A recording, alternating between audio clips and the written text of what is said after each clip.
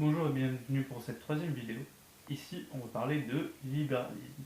Le libéralisme, c'est une notion qui est assez polémique actuellement parce qu'on ne sait pas trop de quoi on parle lorsqu'on parle de libéraux. En général, on ne sait pas trop de quoi on parle parce que il y a plusieurs termes au niveau du libéralisme. Aux États-Unis, lorsque on entend libéraux, on parle de libéralisme politique qui n'est pas à confondre avec le libéralisme économique. En France, lorsqu'on parle de libéralisme, on parle de libéralisme économique, contrairement aux Américains ou alors aux Anglais. Euh, et c'est pour ça que la droite chez les Anglais et les Américains sont plutôt appelés les conservateurs et les sociodémocrates les libéraux. Euh, le libéralisme, on va commencer par définir le libéralisme politique. Le libéralisme politique est pensé par des personnes comme ces trois grands monsieur là-haut. Euh, le libéralisme politique commence avec John Locke, qui est ici au milieu. Euh, John Locke, il a pensé le libéralisme dans le sens où il a pensé la séparation de l'Église et de l'État, qui est un des thèmes principaux du libéralisme. Il a également pensé les droits de l'homme.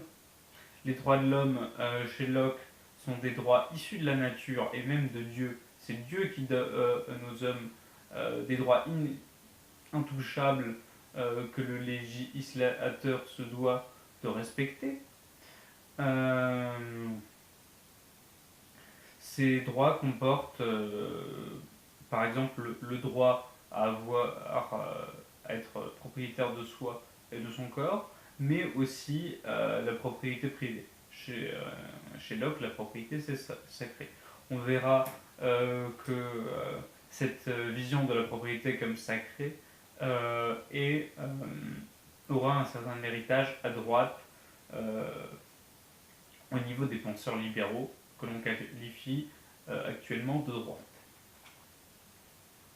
Euh, le libéralisme politique n'est pas seulement résumable à la séparation de l'Église et de l'État aux droits de l'homme.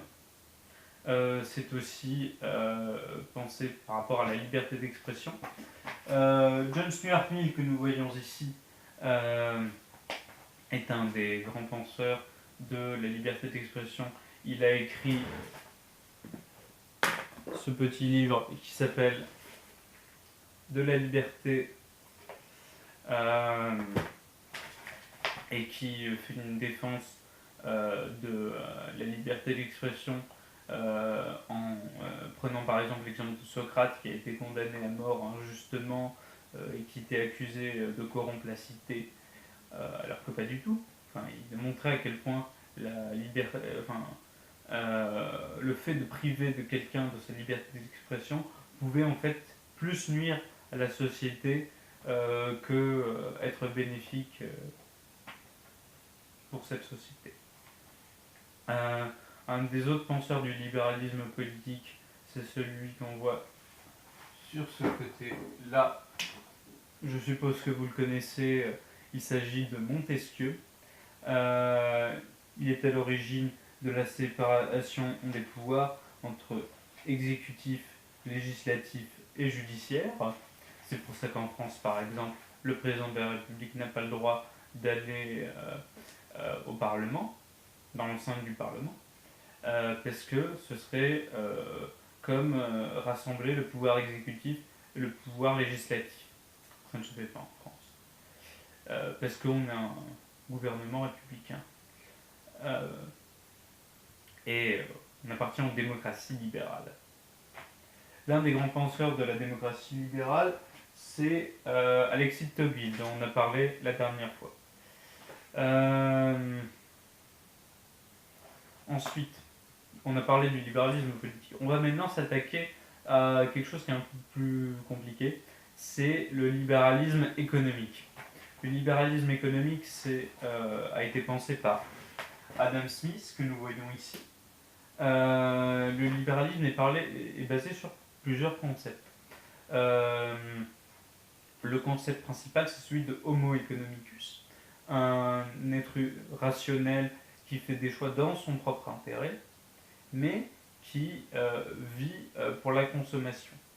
Ainsi donc, pour Adam Smith, chacun agit dans son propre intérêt dans l'économie de marché, et lorsque les gens seront trop riches et auront trop d'argent, ils donneront ainsi aux pauvres. Donc, pour Adam Smith, dans la sphère économique, l'État ne doit pas intervenir et le marché s'autorégule. Et d'ailleurs, on arrive au deuxième concept, c'est celui de la main invisible. C'est comme s'il y avait une main invisible qui faisait que les marchés s'autorégulent de manière à avoir une société juste.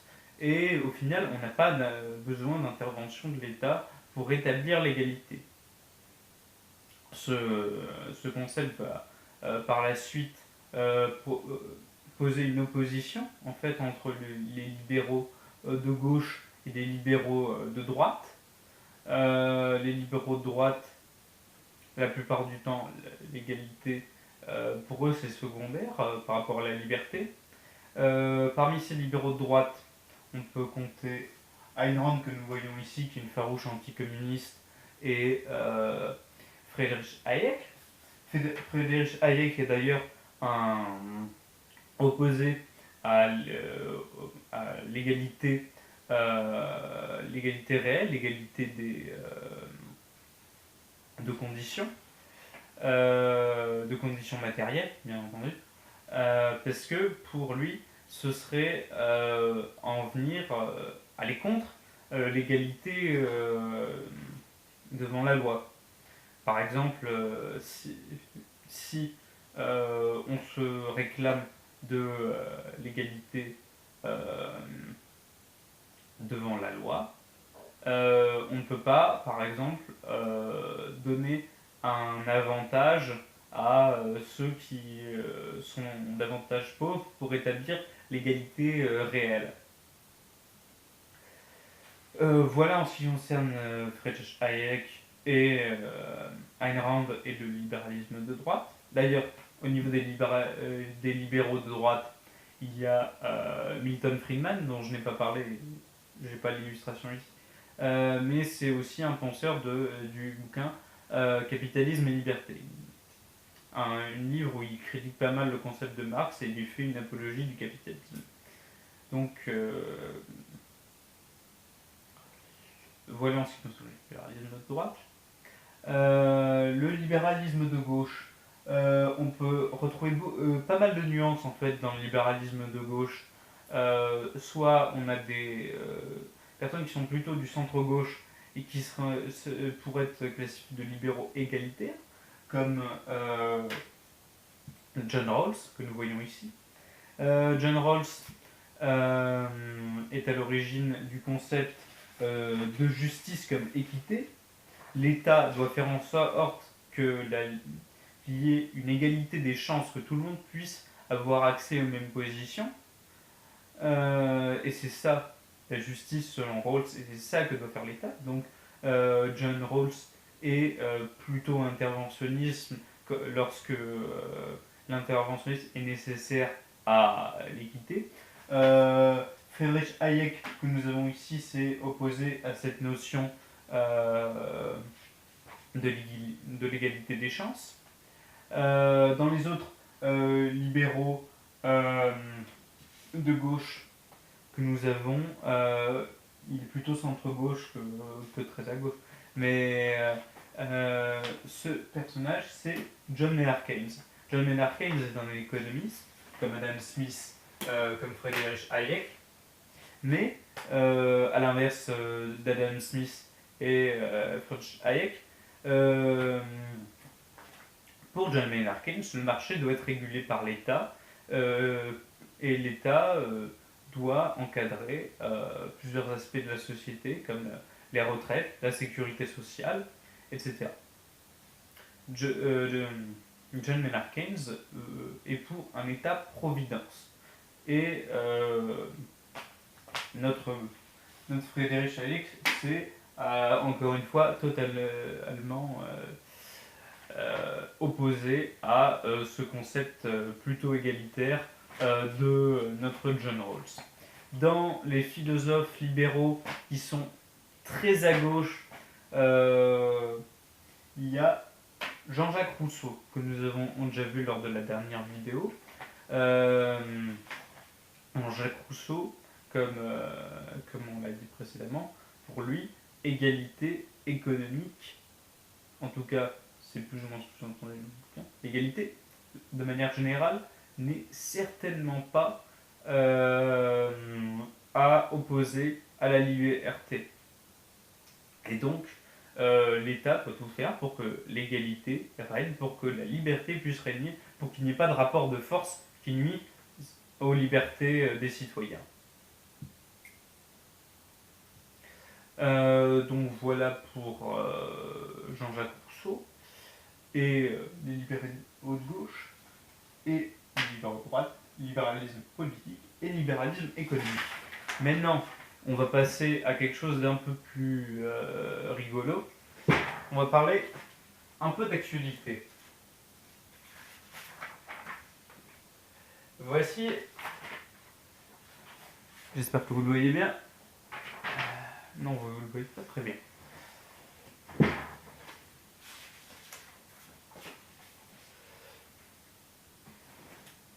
Vous voyez un peu mieux quand même. Voici notre président de la République, Emmanuel Macron. Il avait dit que le libéralisme était de gauche. Et ça a fait hérisser le poil de la gauche française en règle générale. Mais dans ce cas-là, il faut savoir de quel libéralisme parlait Emmanuel Macron. Le libéralisme politique, en effet, que défend Macron comme la plupart des candidats à la présidentielle de 2017, d'accord, on peut considérer ça comme une valeur de gauche. Séparation de l'Église et de l'État, séparation des pouvoirs et liberté d'expression. D'accord. C'est historiquement une valeur de gauche. Dans ce cas-là, il a raison. Mais si Macron, dans ce cas-là, parlait du libéralisme économique, dont Emmanuel Macron se revendique totalement, eh bien, effectivement, la gauche française avait de quoi rougir, sans mauvais jeu de mots. En ce qui concerne Jean-Luc Mélenchon et d'autres partisans d'une gauche qui se veut antilibérale, ils ne sont en réalité pas vraiment antilibéraux. Si on prend le terme libéralisme politique, parce que Jean-Luc Mélenchon, il est pour un retrait du régime semi-présidentiel qui mélange un petit peu l'exécutif et le législatif, donc on peut le considérer totalement libéral sur le point de vue politique. Il est aussi un farouche défenseur de la laïcité, donc sur le terme politique, il est 100% libéral, Mélenchon. Mais sur le point de vue économique, là, effectivement, Mélenchon peut se revendiquer antilibéral. Est-ce qu'il est opposé à l'économie de marché, tout comme le reste de ce qu'on appelle la gauche antilibérale. Donc j'ai terminé cette vidéo sur le libéralisme. N'hésitez pas à mettre un pouce bleu si vous avez apprécié. Je vous souhaite une bonne journée, une bonne soirée ou alors une bonne matinée en fonction du moment où vous regardez cette vidéo.